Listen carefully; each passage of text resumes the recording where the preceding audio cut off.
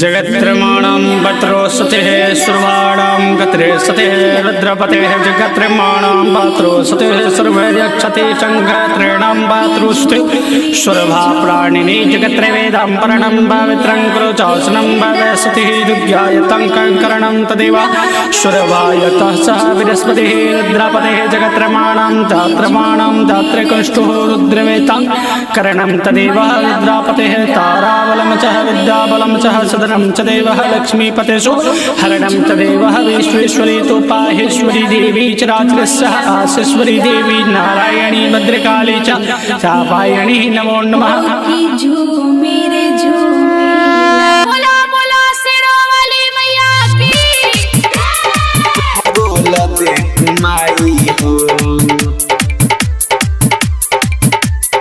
Mix by Mukesh Singh. अपना बेटा पयखिया तू हो, अपना बेटा पयखिया तू खोल दे तू माई हो। एक बार माटिए के मूर्ति से बोल दे तू माई हो। एक बार माटिए के मूर्ति से बोल दे तू माई हो। नेहा रिकॉर्डिंग स्टूडियो चकिया। मूर्ति से बोल दे तू माई हो। गजब के रूपवा बनवले बा विधाता, हमर अरजिया एक बार सुन तुए माता हो, हो, हो, हो, हो, हो। गजब के रूपवा बनवले विधाता, हमर अरजिया एक बेर सुन तुए माता। हमर अरजिया एक बार सुन तुए माता।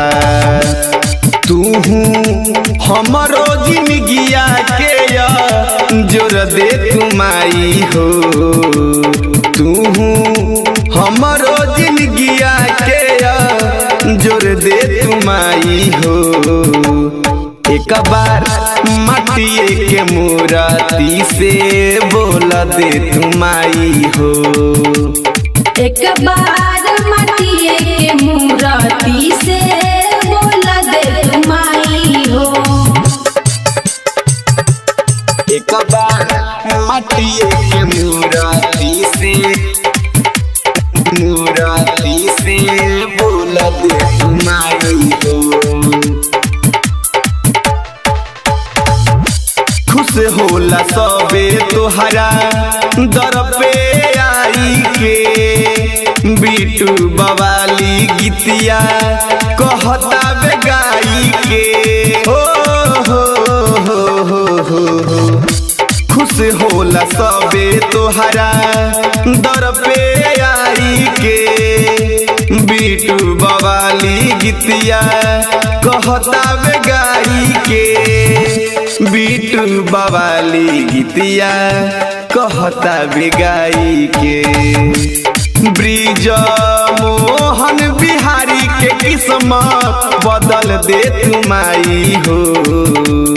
ब्रिज मोहन बिहारी के किस्मत बदल दे तू माई हो। एक बार माटिए के मूर्ति से बोल दे तू माई हो।